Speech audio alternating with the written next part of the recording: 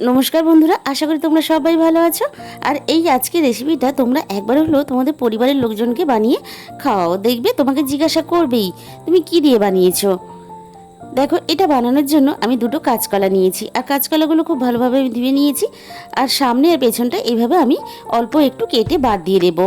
এরপর আমি এই কাঁচকলাগুলোকে একটা প্রেসার কুকারের মধ্যে সেদ্ধ করতে দেব।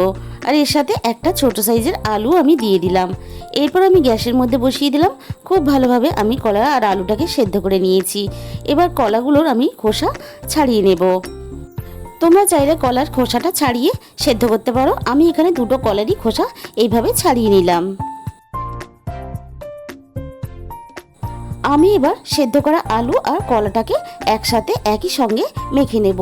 এমনভাবে মাখতে হবে আলু কলার মধ্যে কোনো রকম যেন ডেলা না থাকে। কড়াই খুব ভালোভাবে গরম করে আমি এবার কড়াইয়ের মধ্যে দিয়ে দিলাম 2 চামচ পরিমাণ সর্ষের তেল, আর তেলের মধ্যে দিয়ে দিলাম কাঁচা বাদাম। আমি একটু এটা মিক্সির জারের মধ্যে দিয়ে ভেঙে নিয়েছিলাম। আর দিয়ে দিলাম অল্প একটু নারকেল কুচি। এবারে নারকেল কুচি আর বাদামটাকে একসাথে নাড়াচাড়া করে নেব। এরপর আমি এখানে মেখে রাখা কলা আর আলুটা দিয়ে দিলাম। এরপর আমি এখানে দিয়ে দিলাম স্বাদ মতো লবণ। আর আমি এখানে দিয়ে দিলাম হাফ চামচের একটু বেশি ঝাল লঙ্কার গুঁড়ো, আর দিয়ে দিলাম হাফ চামচের মতন হলুদ গুঁড়ো, আর দিয়ে দিলাম অল্প একটু আদা বাটা। যেহেতু এটা আমি নিরামিষ বানাচ্ছি তাই আদা বাটা দিলাম, রসুন বাটা এখানে ব্যবহার করলাম না। এখানে নারকেল কুচি আর বাদামটা পুরোপুরি অপশনাল, তোমাদের হাতের কাছে থাকলে দেবে, না থাকলে দেবে না। এরপর আমি এখানে দিয়ে দিলাম 1 চামচ পরিমাণ ভাজা মশলার গুঁড়ো, আর দিয়ে দিলাম অল্প একটু গরম মশলার গুঁড়ো, আর দিয়ে দিলাম ধনেপাতা কুচি।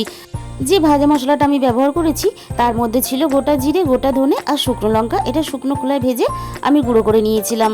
এবার খুব ভালোভাবে একসাথে আমি মিশিয়ে নিয়ে এবার নামিয়ে নিলাম। আমি খুব ভালোভাবে এটাকে ঠান্ডা হতে দেব। এদিকে একটা বাটির মধ্যে আমি নিয়েছি অল্প পরিমাণ ময়দা, দিয়ে দিলাম অল্প একটু জল, এর মধ্যে আমি দিয়ে দেব স্বাদ মতো লবণ। এবার সব কিছু খুব ভালোভাবে আমি একটা ব্যাটার বানিয়ে নিলাম। খুব ভালোভাবে কলার পুরটা ঠান্ডা হয়ে গেছে। এবার হাত দিয়ে এইভাবে অল্প অল্প করে নিয়ে একটা করে আমি এরকম লম্বা শেপ দিয়ে বানিয়ে নেব। সব কটা আমার এখানে একসাথে বানানো হয়ে গেছে। এবার এখান থেকে একটা একটা করে নিয়ে আমি এই ময়দার ব্যাটারের মধ্যে কোট করে নিলাম। তারপর আমি এখানে কিছুটা বিস্কুটের গুঁড়ো নিয়েছি, বিস্কুটের গুঁড়োর মধ্যে আমি এইভাবে কোট করে নিলাম।